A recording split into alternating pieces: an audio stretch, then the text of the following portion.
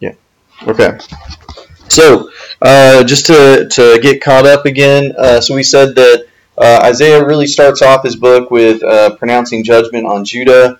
It's kind of interesting. You guys should have read through Isaiah 6 this week, and it's kind of weird because Isaiah 1 through 5 is Isaiah starting off with all these different judgments, and then all of a sudden in chapter 6 is when we see Isaiah start off like actually show when and how he was called, and so that's really strange setup right there. And I'm sure that there's some reason for it. I haven't been able to pick up on what the reason is just yet, but in any case, but he reminds the people that they were supposed to be this example of holy life to the world. That Israel was supposed to be this kingdom that would show the rest of the world just what God looked like and what it looked like to follow Him.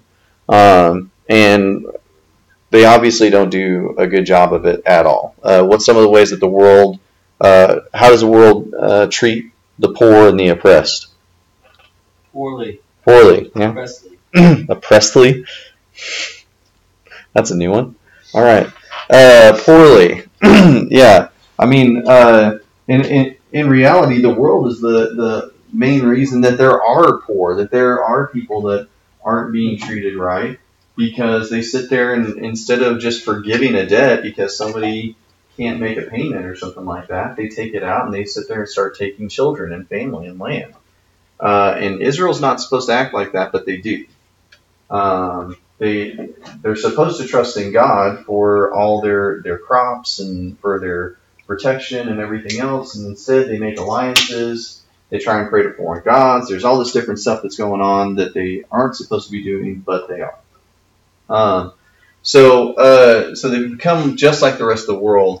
And throughout all this judgment, though, we still see Isaiah holding out hope for the future. And that's the thing that we're going to consistently see as we go throughout all of the books of the prophets, is this idea that, yeah, there's judgment, but there is still hope. There's all sorts of different spots in the books of the prophets where God's specifically trying to offer out hope and grace. And so it's really easy to read through these and get hung up on all the judgments and all the oracles and, God saying, I'm going to strike all you people down. But it's so important to recognize all the different spots where God actually says, I want to offer you hope. So then we also said that God shows that He gave His people every chance for success, but they don't do anything. I mean, it's really terrible.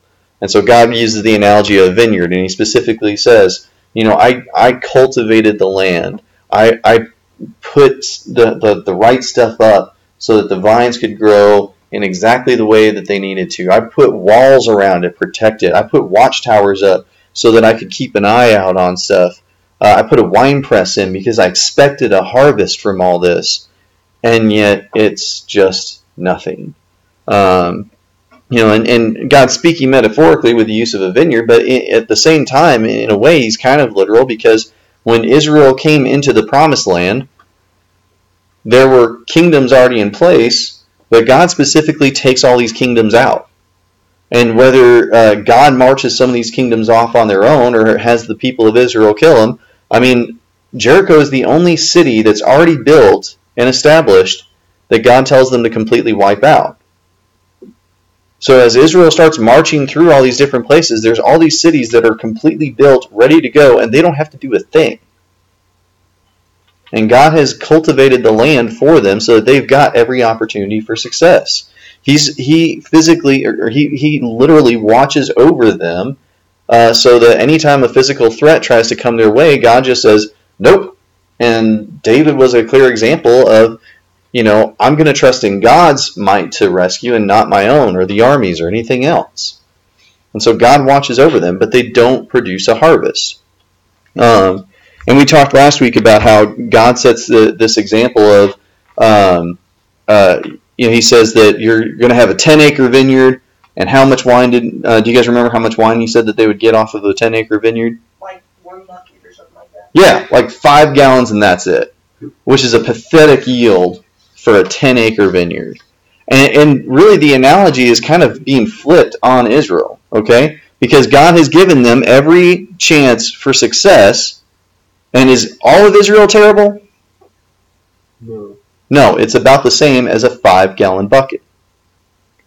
So God's flipping the scales here, and he says, I've given you every chance for success, and I've only gotten 5 gallons worth of righteousness. So I'm going to flip it literally on you now. You will have a 10-acre field, and you're only going to get literally 5 gallons of wine, of harvest out of this.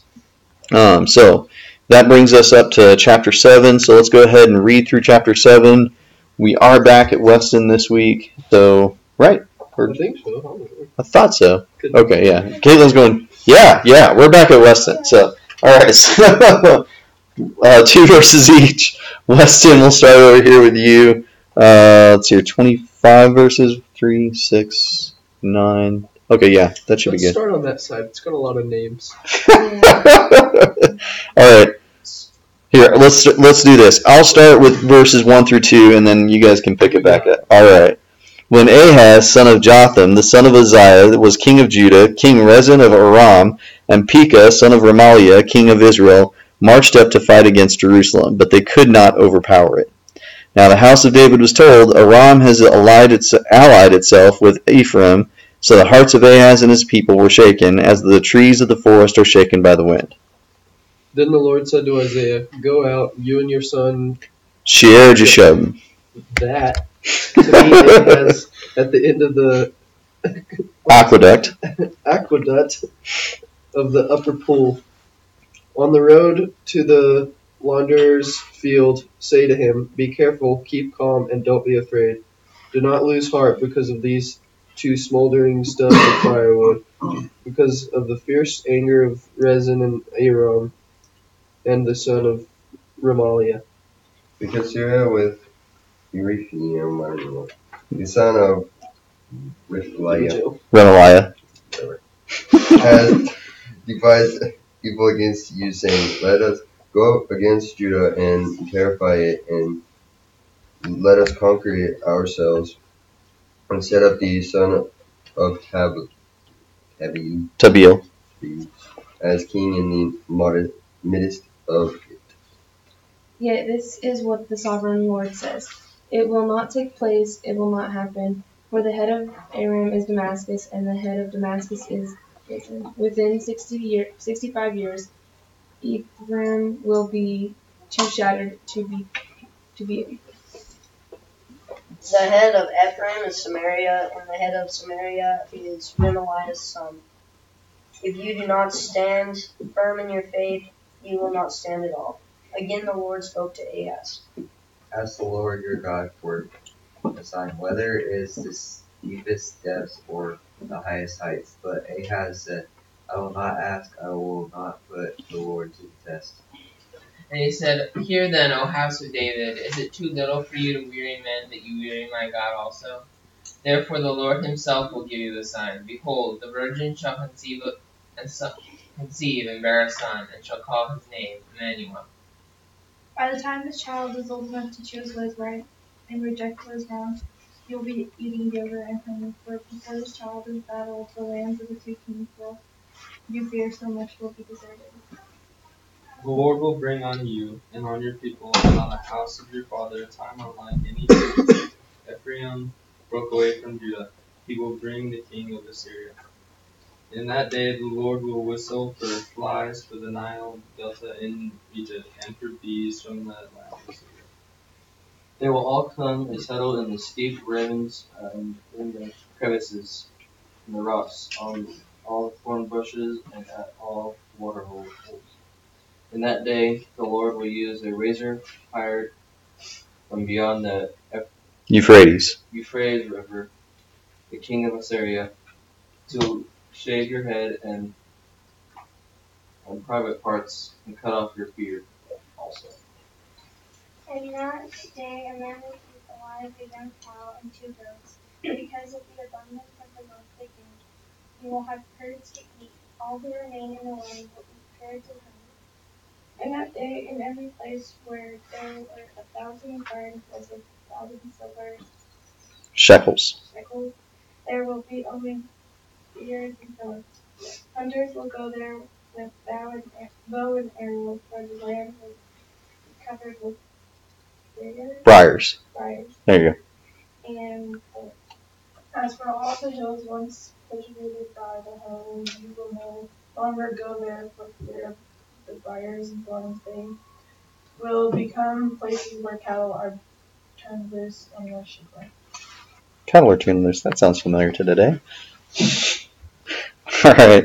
All right. Was there anything in there that you guys thought was interesting or curious about, or Marcus over here today? What? Huh? All right. Well then. All right. So the first thing we need to do is back it up a bit so we can understand what's going on, particularly with this story. So Isaiah shows up to Ahaz, and Ahaz is concerned about what?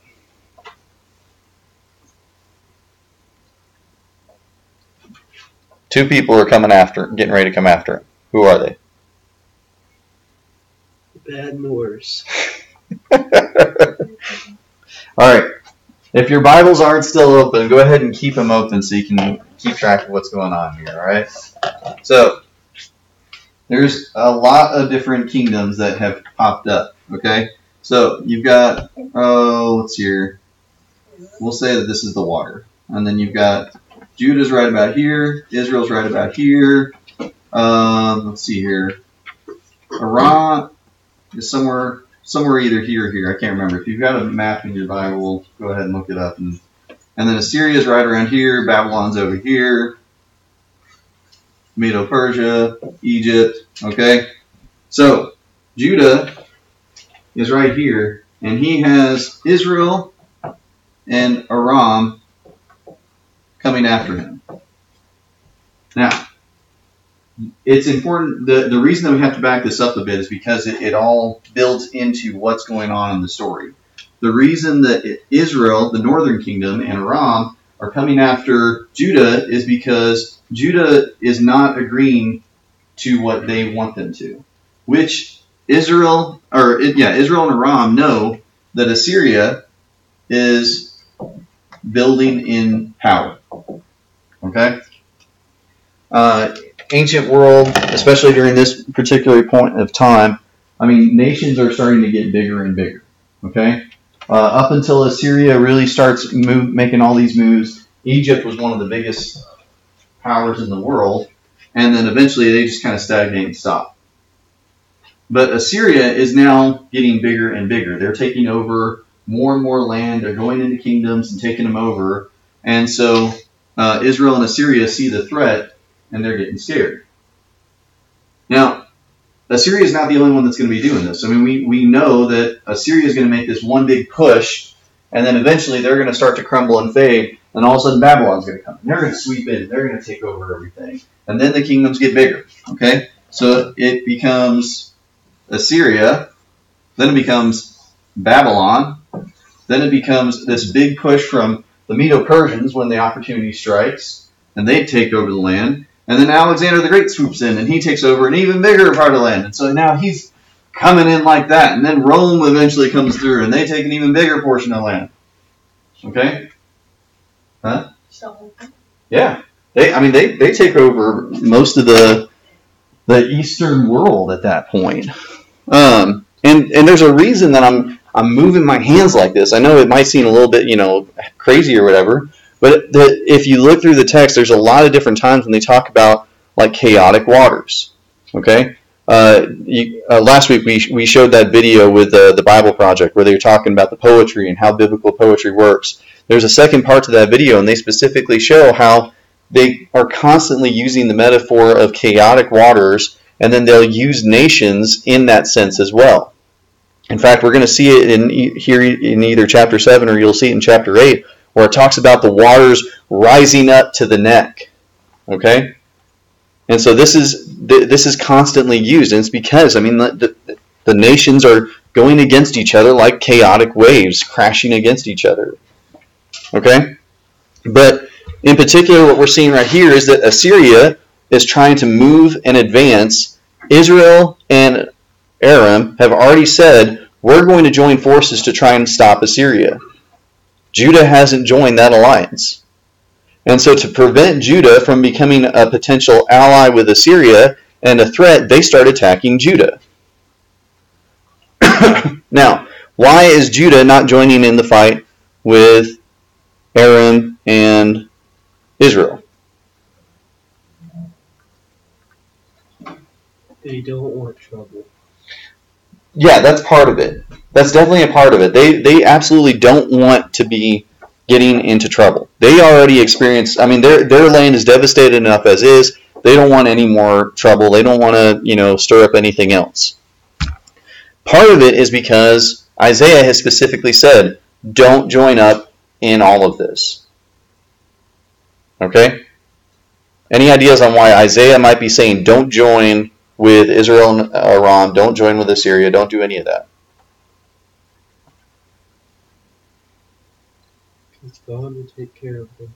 Yeah, there's multiple reasons here, but that's one of the biggest ones, is that God's going to take care of you. And in fact, he says that right here in chapter 7. He specifically says, he sends Isaiah. Remember, this is the idea, is that there's so many different opportunities to see grace in action in this text. We know, because we've studied 2 Kings and Chronicles, that Ahaz is not a good king. That Judah up to this point has been a terrible group of people, and yet he shows up in this moment of trouble, in this moment of strife, and he says, it's not going to take place. It won't happen. These people are just smoldering bits that are rolling across the land. Are you terrified of the big fire when it starts roaming through? No. Yes. Yes. If we didn't have our standard fire equipment that we have today, would you be terrified if a fire started raging across the fields? Yes.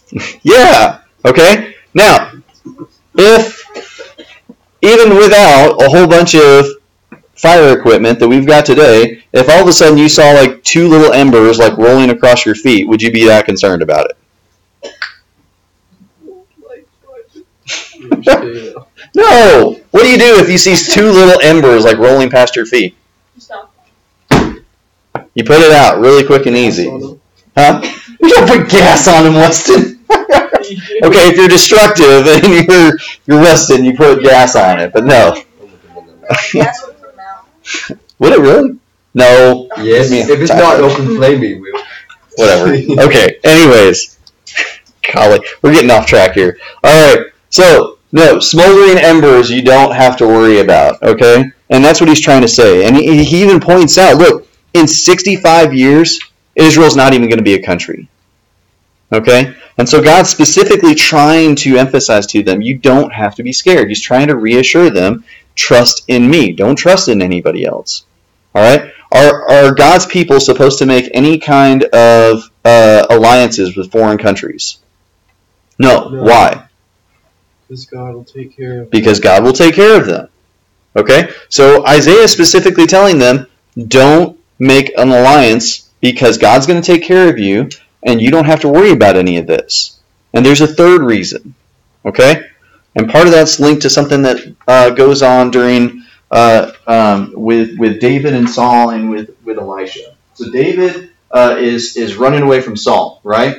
And eventually David's hiding away in a cave. Saul doesn't know he's in there. Saul walks into the cave and starts to use the bathroom. Okay? David does what? Cuts off a piece of his cloak. What's everybody else telling him he should be doing? Kill him, right? Yeah. David says, I won't kill him because he's what? He calls him something very specific. Oh, not over there. The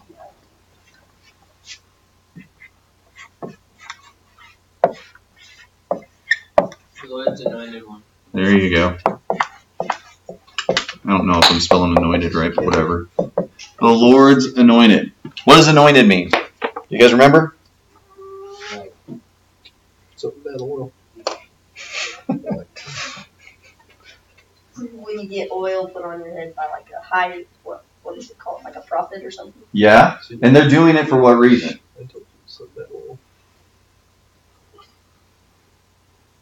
When Saul, what? Not to purify him. I think you're getting on the right track. Samuel goes to anoint Saul king. He's doing what? Is Saul just going to be a regular person anymore? No. What's Saul's role once he's anointed king? Anointed king. What kind of roles does he fulfill? What roles is he supposed to fill as king?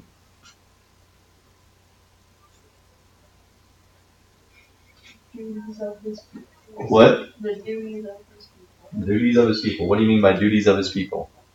Make laws. Okay. Stuff. Into the dungeon. Okay. Doing the right thing. Okay. Keeping the people on track.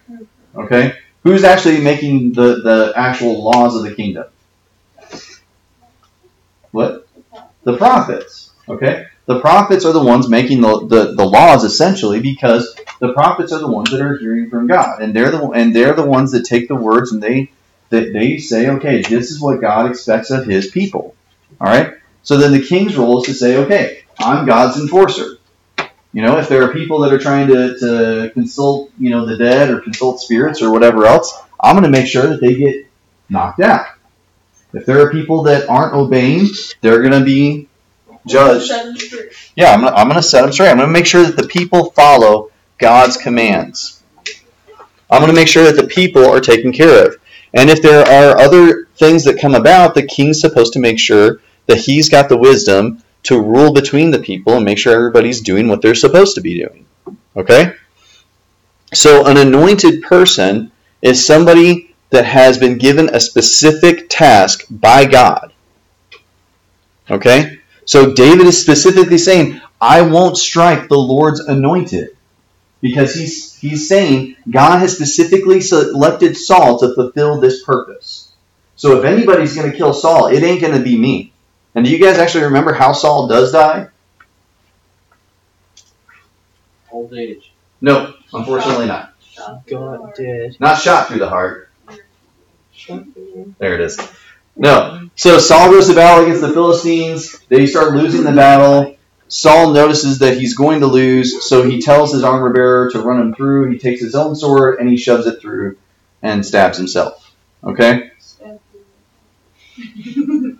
So, when 2 Samuel starts up, it starts up with David picking up on this story. David finds out about Saul because there's this guy that shows up and he says, hey, I've got good news. Saul, your enemy's dead. And David's like, how do you know? And the guy says, well, I showed up to, basically he tries to get around the fact that he's there because he's trying to strip the bodies of their plunder. And he says, I came across Saul and he was still alive. And Saul said, please put me out of my misery. So I did. I put your enemy out of his misery. I killed Saul. Congratulations. And David says, you heard it from his own mouth. He killed the Lord's anointed. Kill him. That is not the reward that guy expected. I guarantee you that, okay? He's like, I killed the enemy. I'm going to get, riches. Yeah, exactly. He is exactly expecting that. He is exactly thinking that he is going to report to David, I have killed your enemy, and that David is going to reward him richly for killing his enemy. And David says, no, you killed him. Yeah. Yeah. He says, you killed the Lord's anointed. That's on you. If anybody's going to kill the Lord's anointed, it's God, not you. So now you're dead. When Elijah finishes up with killing the prophets of Baal, he ends up going to the mountain and he has this experience with God, and he's telling God, I'm tired, I'm frustrated, I don't think I can go anymore. And God tells him to anoint 3 people. He says, the person that's going to succeed you is Elisha. Go anoint him to succeed you. The person that is going to succeed the current king, Ahab, is going to be Jehu. Go anoint him to be the next king of Israel. And then he tells him to go anoint a 3rd person. And he says, I want you to go anoint Hazael to be king over Aram. Does Aram follow God? No. No. But God is showing he has authority over the nations. And so we've said that God didn't want Judah getting involved with Assyria because He wanted them to trust him. He wanted them to understand that he would take care of them, that they didn't need to get involved in this fight, but also because Assyria is God's anointed. God has specifically chosen Assyria to start punishing the nations for not obeying him. That God is going to use Assyria to punish his own people for not obeying him. And so, as we saw with Saul, is anybody supposed to kill the Lord's anointed except God? No. So as Isaiah is specifically saying, stay out of this. Because this is God's doing. You don't need to get involved. Okay? So, the other interesting thing that I think that we see here is specifically that in Kings and Chronicles, Ahaz is not shown to be a very good person at all. There is no hope that you see for Ahaz in those stories. And yet, here in Isaiah, we see this brief glimmer of hope that God gives. That God specifically tries to tell him, hey, I want to offer you this chance of grace. And it's firmly rejected. So that kind of sets us up for what's really going on in this story and why Israel and Aram are coming after him. So God offers a sign, and Ahaz says no. Okay?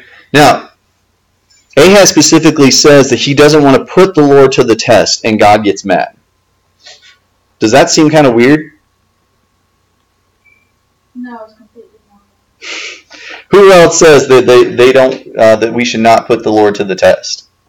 This sounds familiar. It should sound familiar, A right? whole bunch of other people. Okay, I'm thinking of one person in particular. You gotta say Jesus. There you go. Do you know when? When he was at the top of the sun. No, I don't know when. Okay. Jesus is in the desert. He's being tempted by Satan, and Satan tells him, "Jump off the temple, Jesus, and God will send his angels to protect you." And Jesus says, "Don't put the Lord your God to the test." All right. Now Jesus does what's right here, but Ahaz says he doesn't want to put God to the test, and yet God gets mad.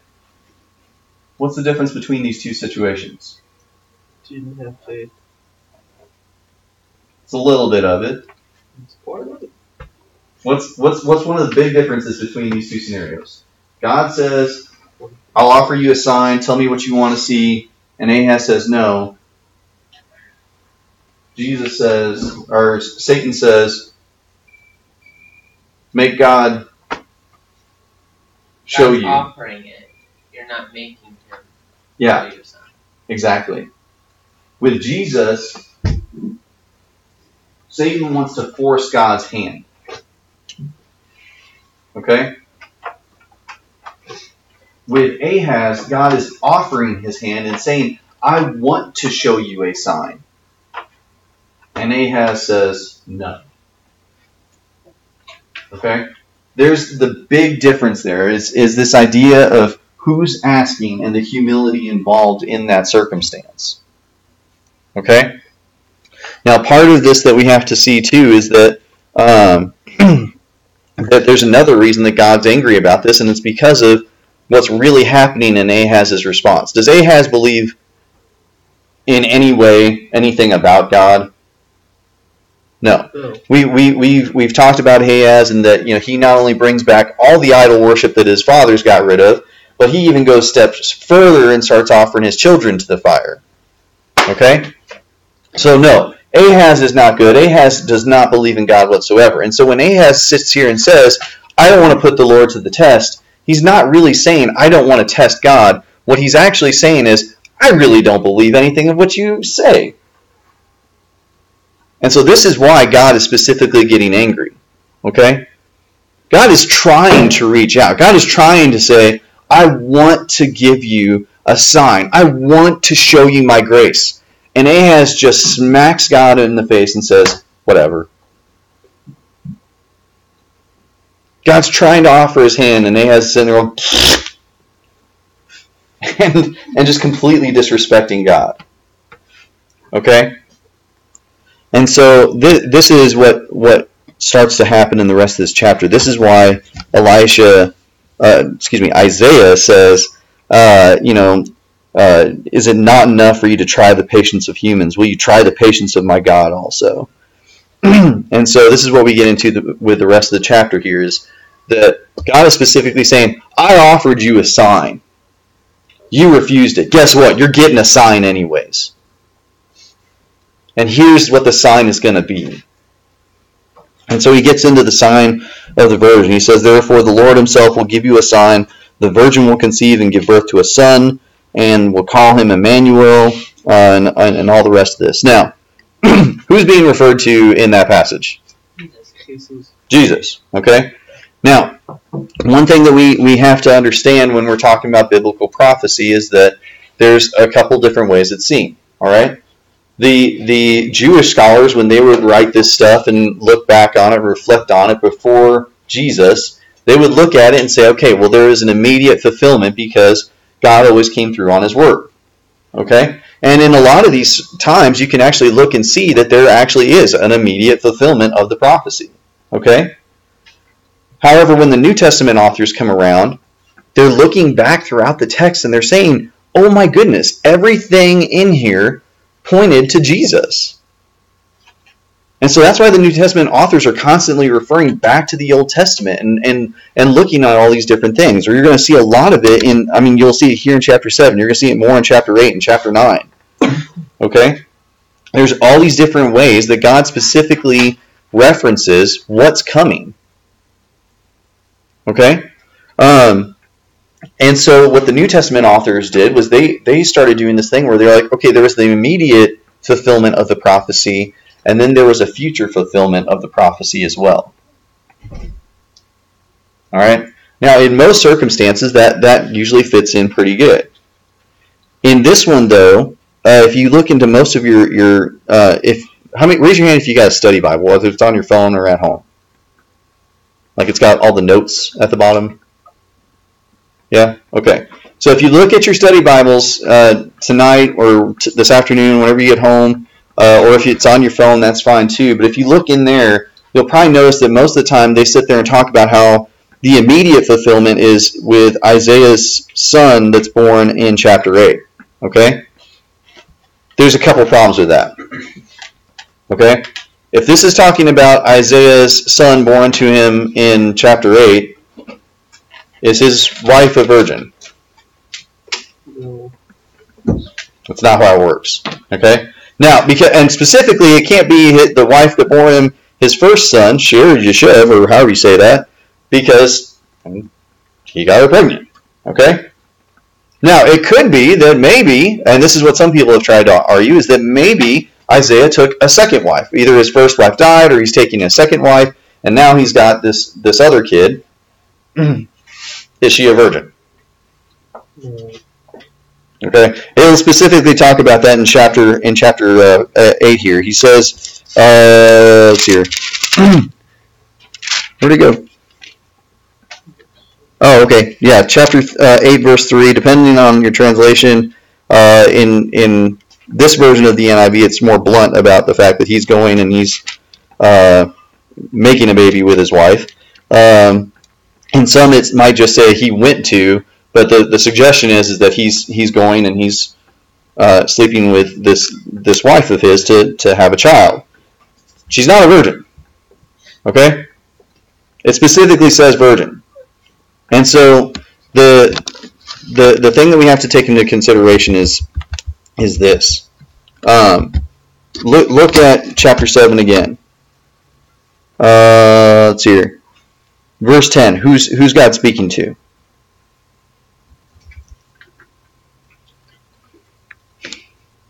Ahaz? Yes. All right, now look at verse 13. Who is God speaking to? Isaiah. Isaiah is the one speaking, but he's speaking God's words. Who is Isaiah/God speaking to? Not just David, but the house of David. Okay? So, what's happening is this, is that God offered a sign. it was refused. God is trying to fix the temporary problem of that moment. That is, Israel and Aram are trying to come in, and God is saying, I will offer you a sign to fix it. They refuse it. So God is saying, I'm going to offer you a sign of what's going to solve the bigger problem. What's the bigger problem?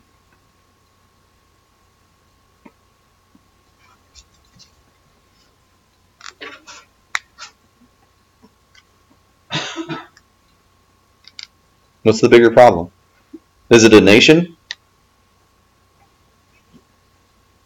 No. I mean, Assyria is a bigger problem that's coming up, but it's not the real problem. What's the real problem?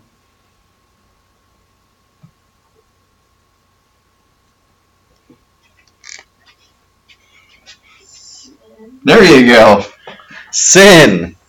Sin, rebellion. This is the big problem. This is the real root of the issue. Even when given an opportunity for a sign, Ahaz refuses it. He rebels against God. And so God says, I'm going to offer you a sign that's going to show a resolution to the big problem. And that's going to be Jesus. And one thing that we have to see here is that initially God is speaking to Ahaz, and when he gives the conversation about the bigger sign, he's saying House of David. Okay? The audience changes. And so the sign of Immanuel, the virgin giving birth, isn't really showing up in chapter 8. That's going to be Jesus. Alright? So, I am doing good on time so far today. Alright, so I forgot to click for this, but the threat of Assyria is the biggest thing that's coming up. Okay? So Ahaz does eventually try and get relief from Israel and Aram through Assyria. Now, Isaiah's already told him that Assyria is going to be the one that punishes him. Why would he do that?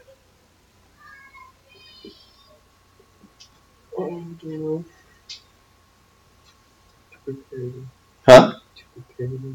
To prepare who? People that are about to get attacked. Not attacked, but, you know. I have no idea what I'm going with. Okay. You're kind of on the right track, though. Alright? Isaiah, yeah. Isaiah is sitting here saying that, I just completely lost my train of thought now. Let me get back to my notes here. Hate it when that happens. Okay.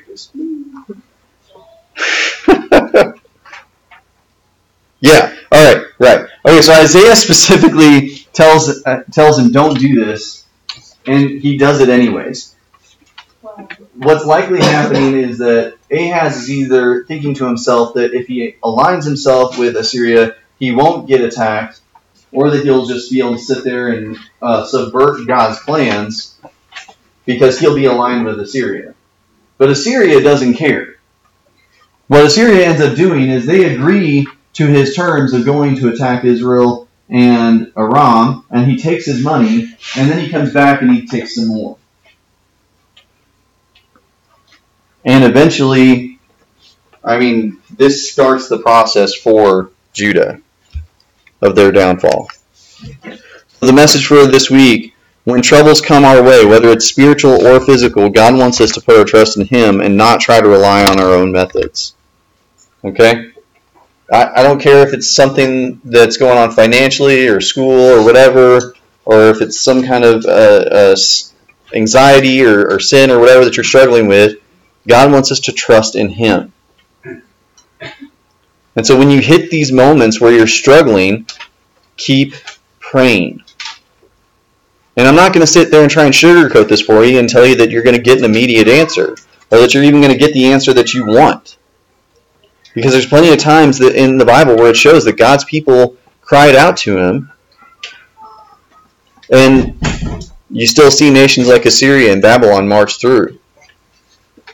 But the other thing that we have to remember is this, is that in Revelation, it specifically shows how the saints are crying out to God, how much longer, God, till justice is done? And God says, just wait a little bit longer. This is one of the themes that we see throughout the Bible, is this idea that God will do his judgment on his time. We saw this with Job. Job's frustrated as all get out that God doesn't seem to be reacting to the fact that he's being treated unfairly. And God's response is, I respond on my time. And sometimes he holds back so that he can try and offer grace. And that's what we've seen with Judah and Israel this entire time, is that God has not struck them down as fast as he could have because he's trying to offer grace. Okay? And so you might not see the exact results that you're wanting. Don't lose hope. Keep praying and trust in God. All right. So this week, tonight, we've got Fourth Sunday Fellowship. There's going to be snacks, and we're going to do the Know Your Neighbor game after evening worship. So